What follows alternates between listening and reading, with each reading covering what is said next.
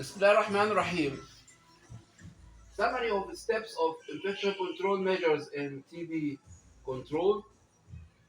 We should note better that infectiousness of tuberculosis is directly related to number of bacilli-laden droplets expelled into the air and usually declines rapidly with treatment. However, some remain infectious for weeks or months. General steps of infection control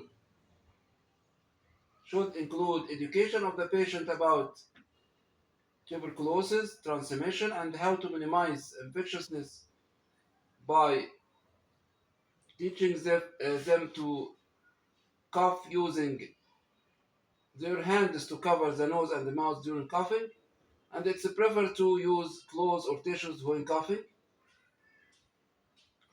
The sputum collection. The sputum collection always should be done outside in outside open environment and away from other people, not in small rooms such as toilets or other enclosed areas.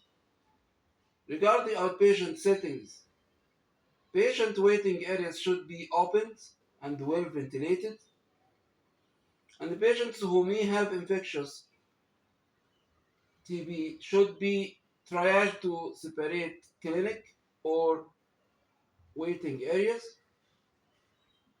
Regarding inpatient management, which include separation and isolation policies, we should establish separate wards or rooms for confirmed infectious TB patients, and the wards should be well ventilated. Now, regarding the laboratory area, the reducing exposure in laboratory area is mandatory, and sputum collection should not take place in the lab area.